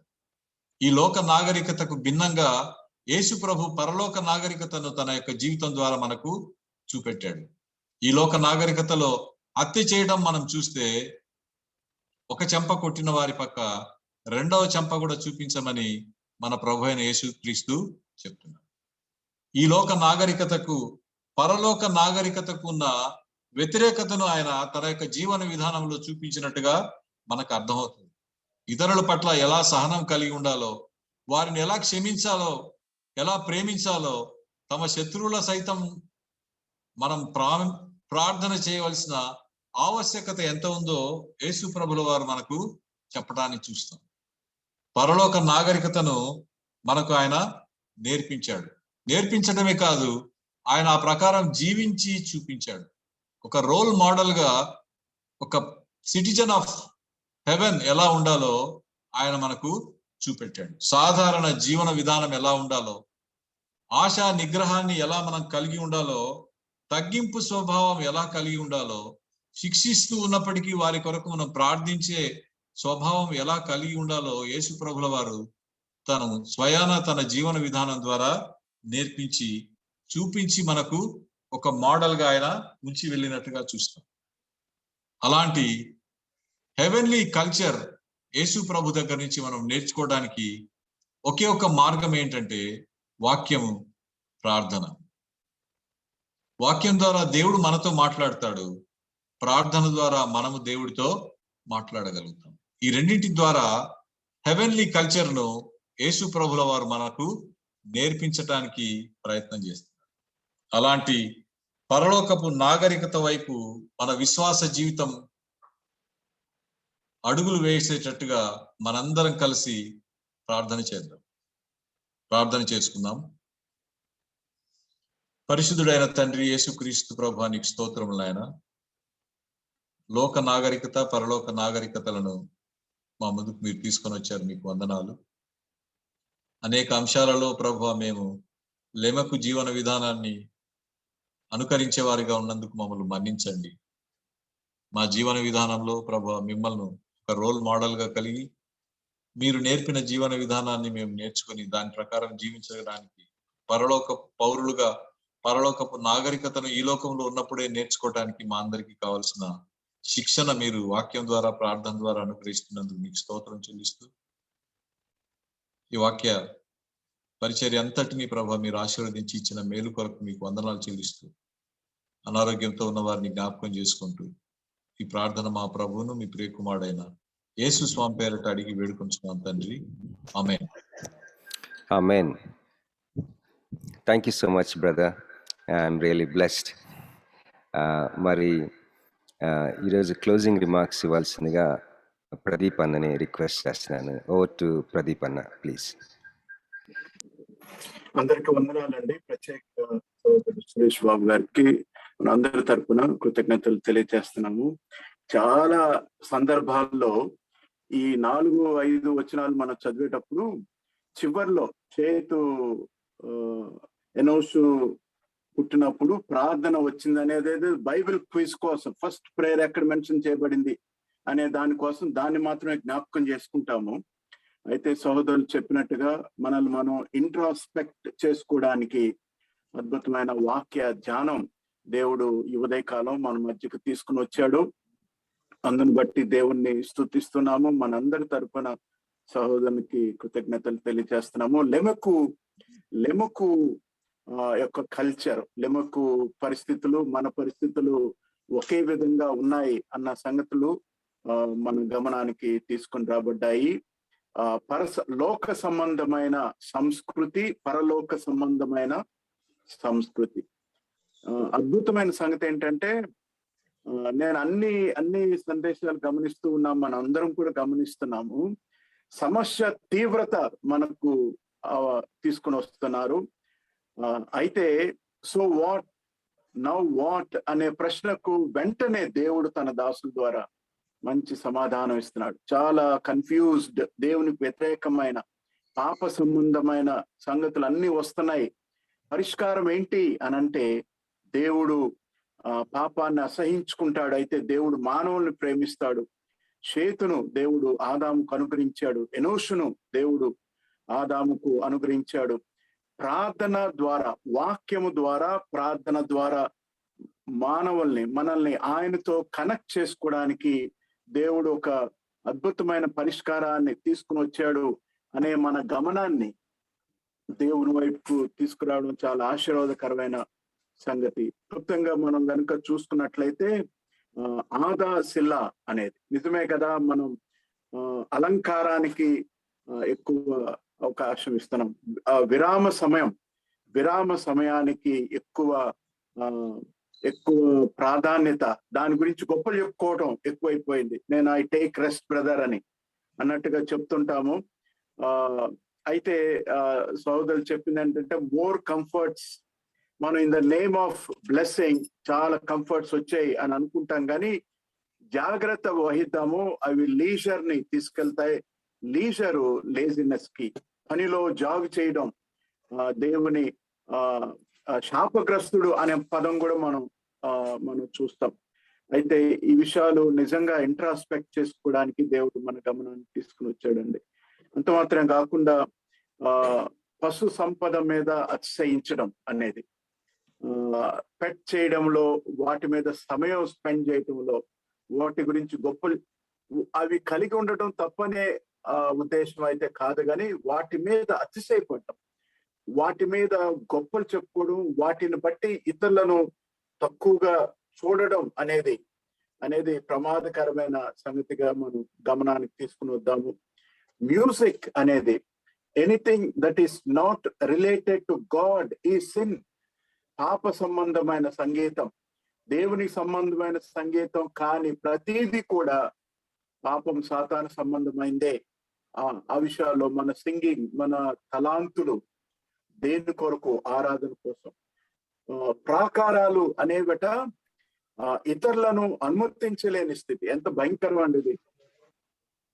దేవుడు తను తాను తగ్గించుకుని లోకానికి మనుషుల దగ్గరికి వస్తే మనమేమో ఇతరులను రానివ్వకుండా ప్రాకారాలు కట్టుకుంటున్నాము, మనసులో ప్రాకారాలు కట్టుకుంటున్నాము, భౌతికంగా ప్రాకారాలు కట్టుకుంటున్నాము, సంపదలు, అతిశయం, ఆడంబరాలకి, గొప్పతనాలకి పోతున్నాము. ఇది నిజంగా ఇంట్రాస్పెక్షన్ కాదా? వీకెండ్ లో ఉన్నాము, సమయం తీసుకొని మనల్ని మనం ఇంట్రాస్పెక్ట్ చేసుకుందాము. దేవుడు ప్రేమించి మనం మరింత ఎక్కువగా, అధికంగా, ఫలవంతంగా, సమర్థవంతంగా పనిచేస్తామని దేవుడు వస్తువులను ఇస్తున్నప్పుడు వస్తువులను ప్రేమించుకుంటూ మనుషులను తృణీకరించుకుంటూ వెళ్ళడం అది ఎంత భయంకరమైన సంగతి. ఇది నిజంగా ఇంట్రాస్పెక్షన్ అని నేను అనుకుంటున్నాను. మనల్ని మనం ఇంట్రాస్పెక్ట్ చేసుకుందాము. అంతేకాకుండా ఈ చేసిన తప్పును గొప్పతనం, నేను అతన్ని చాలా అవమానం చేశాను అని అనుకుంటున్నాడు అతను. అది ఎంత భయంకరం. తన కుమారుడు పేరు కూడా కయ్యూనని పెట్టుకున్నాడు.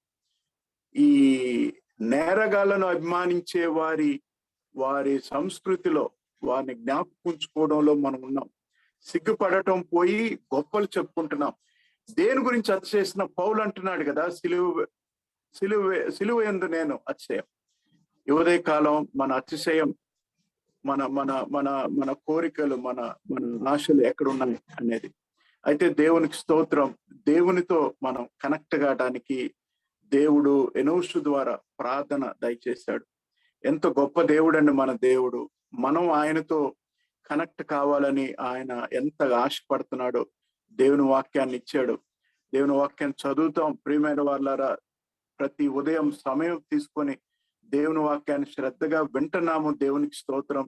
అనేకులు దేవుని వాక్యాన్ని వినవలసి ఉంది. మనం ఇంకా మరింతగా లోతుగా వాక్యాన్ని అధ్యయనం, ధ్యానం, అన్వయం చేసుకోవాల్సిన అవసరం ఉంది. అదే సమయంలో ప్రార్థన చేయడం అనే దాని ద్వారా కూడా దేవునితో మనం ఇంట్రాస్పెక్ట్ చేసుకుందాం. ఎంత సమయం ప్రార్థనలో, ఎంత సమయం దేవుని బట్టి అతిశయించడం, ఎంత సమయం దేవునికి దగ్గర కావడానికి మనం ప్రయాసపడుతున్నాం, ఆలోచన చేస్తున్నాం అనేది మనం నిజంగా ఈ ఉదయకాలం ఇంట్రాస్పెక్ట్ చేసుకోవడానికి దేవుడు తన దాసుని ద్వారా అద్భుతమైన అధ్యయనం నిజంగా వాటి అర్థాలు, వాటిలో ఉన్న విషయాలు మనకి అవగాహన చేసిన దైవజనులను బట్టి దేవుణ్ణి మనం ఎంతగానో స్తుతిస్తున్నాము. దయచేసి ఒక చిన్న మనవి నేను చేస్తున్నానండి. మనకి వర్చువల్ ప్రేయర్ ఫెలోషిప్ అనే గ్రూప్ ఉంది. అందులో మీరు ఫార్వర్డ్స్ చేయొద్దని నేను అంటలేదు, కానీ మంచి కోట్స్ ఫార్వర్డ్ చేయొచ్చు. అయితే మనం విన్న వాక్యాన్ని బట్టి ఐఎమ్ బ్లెస్డ్, ఈ వాక్యం ద్వారా నేను ఆశీర్వదించబడ్డాను అని ఒకవేళ మీరు ఓపెన్ గా ఇందులో చెప్పుకోలేకపోయినా గ్రూప్ ని మీరు వినియోగించి ఈ దినంతో స్టార్ట్ చేద్దాము. ఈ దినం వాక్యం ఏ వచనం, ఏ వాక్యం చేత దేవుడు మనల్ని మనం ఇంట్రాస్పెక్ట్ చేసుకోవాలని మనం కోరుతున్నాడని అలాంటివి పంచుకోవచ్చు. ఏ వాక్యం ద్వారా దేవుడు మనల్ని గద్దించాడు, ఆదరించాడు, వాగ్దానంతో నిలబెట్టాడు అనేది కూడా మీరు పంచుకునే దానికి అదొక చిన్న వనరు, అదొక చిన్న సాధనంగా మీరు దాన్ని వినియోగించుకోవచ్చు అని నేను కోరుతున్నాను. మరొకసారి దేవునికి వందనాలు తెలియజేస్తున్నాను. నేను ఆశీర్వదించబడ్డాను. నేను ఇంట్రాస్పెక్ట్ చేసుకోవడానికి దేవుడు ఈ ఉదయకాలం నాతో మాట్లాడాడు కాబట్టి దేవుణ్ణి స్తుతిస్తున్నాను. మన స్వబుద్ధిని ఆధారం చేసుకోకుండా దేవుని మీద ఆధారపడుతూ దేవునికి దగ్గరగా కావడానికి ప్రభు మనందరికీ సహాయం చేయను గాక. ఆమేన్. ఆమేన్. థ్యాంక్ యూ అన్న, థ్యాంక్ యూ ప్రదీప్ అన్న. మరి నిజమే, మంచి హెవెన్స్ కల్చర్ మరి ప్రస్తుత లోక సంబంధమైన సంస్కృతి పరలోక సంస్కృతికి పోల్చి ప్రభు అయిన యేసుక్రీస్తు వారిని మరి ఒక కరుణ వాత్సల్యుడిగా మనకి ప్రదర్శించి చూపించిన సేవకులకి వందనములు తెలియచేస్తున్నానండి. మరి ఒక దట్స్ మై కింగ్ అని ఒక ఆర్టికల్ ఉంటుంది, ఒక వీడియో కూడా ఉంటుంది యూట్యూబ్లోని. That's my king, that is my king అని డాక్టర్ ఎస్ఎం లాక్రిడ్జి అని అతను రాశారని గమనించగలం. దాంట్లో ఉంటుంది అనమాట, సంస్కృతికి సెంటర్ పీస్ మన యేసుక్రీస్తు ప్రభు అని, సంస్కృతికి సెంటర్ పీస్ మన యేసుక్రీస్తు ప్రభు అని. మరి చాలా అవసరమైన టాపిక్ చెప్పారు బ్రదర్ ఈరోజు. పోస్ట్ మోడర్నిజంలోని ట్రూత్ అండ్ రియాలిటీ రిలేటివ్గా మనం చూస్తున్నాం. అంటే ఆధునికతకి తర్వాత ఉన్న కాలంలో ఉన్నాం మనం. నిజానికి ఆధునికతకి సంబంధించిన సమయానికి తర్వాత కాలంలో ఉన్నామేమో. పోస్ట్ మోడర్నిజం, ఆధునికత వచ్చేసింది, దాని తర్వాత సమయాల్లో మనం జీవిస్తూ ఉన్నాం. అలాంటి సమయాల్లో చాలామంది ఏమనుకుంటున్నారంటే సంస్కృతికి మరి దేవుని తాలూకా విషయాలు, సత్యానికి సంబంధించిన విషయాలు ఏ సంస్కృతికి ఆ సంస్కృతి పట్ల మారిపోతూ ఉంటాయి అనుకుంటున్నారు. మారు,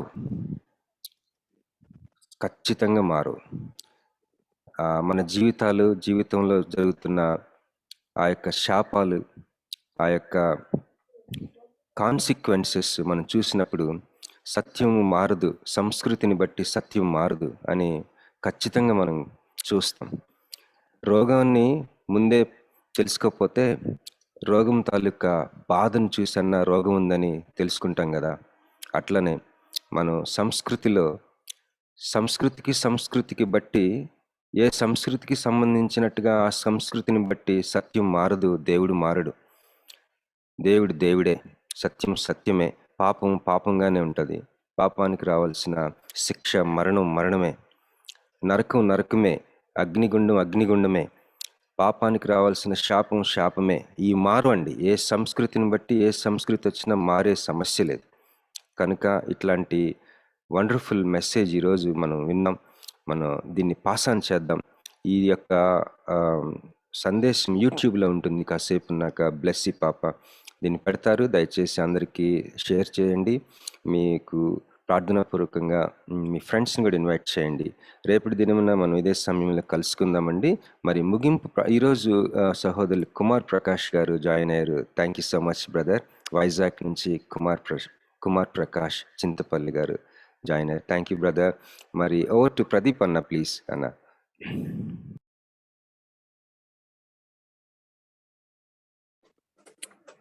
దేవునికి స్తోత్రం. తిరిగి రేపు మనం కలుసుకుందామండి. మన మధ్య పాస్టర్ సంటి గారు ఉన్నారండి. నాకు కనపడలేదు. పాస్టర్ సంటి గారు ఉన్నట్లయితే ముగింపు ప్రార్థన ఆశీర్వాదం ఇవ్వాలని కోరుతున్నాను.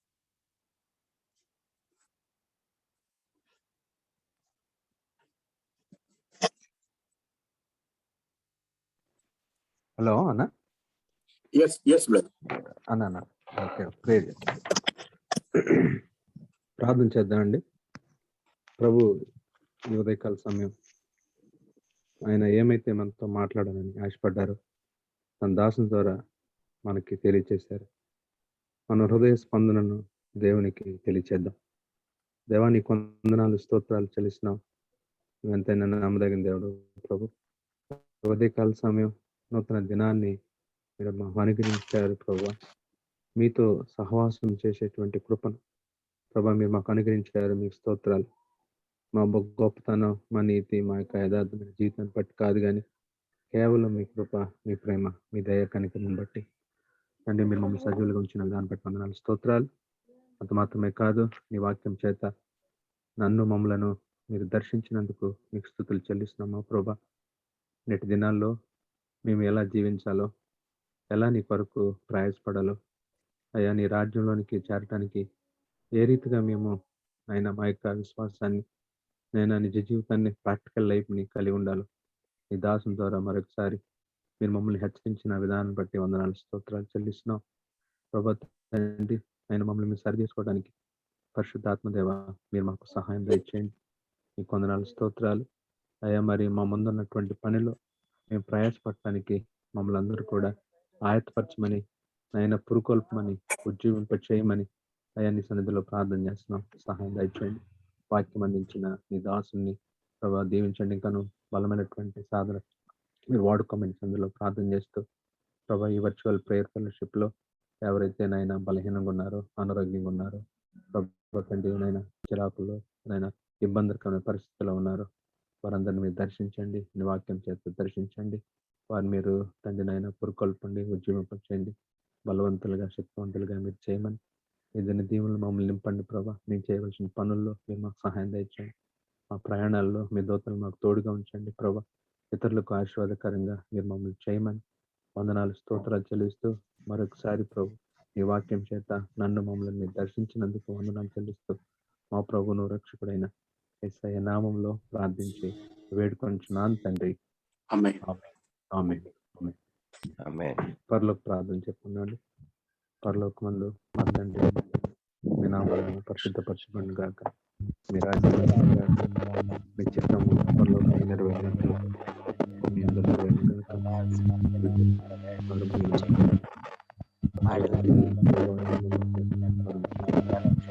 శోధన సైతం నుంచి మహిమ నిరంతరము నీవై ఉన్నావు తండ్రి. ఆమేన్ ఆమేన్. అన్న ఆశీర్వాదం ఏమంటారా? ఎవరన్నా ఇస్తారు? ఆశీర్వాదం తీసుకుందామండి. తండ్రి అయిన దేవుని ప్రేమ, కుమారుడైన యేసయ్య కృప, పరిశుద్ధాత్మ దేవుని యొక్క అన్యోన్య సహాయం సహవాసం, ఈ ఉదయకాలం వచ్చి వారి ప్రేయర్షిప్ లో పాల్గొన్న ప్రతి మరి సహోదరి సహోదరులకు, వారి కుటుంబాలకు, వారి పనులకు తండ్రి, వారు చేసేటువంటి పనులకు నయం, ఆర్థిక పరిస్థితులకు, మానసికమైనటువంటి పరిస్థితులకు, ఆత్మీయమైనటువంటి పరిస్థితులకు, శారీరక పరిస్థితులకు ఇప్పుడున్న సదాకాలము తోడేండి నడిపించిన గాక. Amen amen. Praise the lord. Praise the lord అండి. Glory to God. అందరికి వందనాలు. తిరిగి రేపు ఉదయకాలం 5 గంటలకు కలుద్దాము. దయచేసి ఇతరులను మీరు ప్రోత్సహించుదురు అని మనం చేస్తున్నాము. అలాగే సహోదరి వత్సల గారు, జామి రవి గారు మంచి స్తుతి అంశాలు చాట్ బాక్స్ లో పెట్టారు. అలాంటివి గ్రూప్ లో కూడా పెడితే ఇతరులకు కూడా శోధకరంగా ఉంటుందని నేను నమ్ముతున్నాను. Thank you very much. God bless you all. Have a wonderful blessed day. Thank you. Suresh గారి ప్రత్యేకంగా కృతజ్ఞతలు.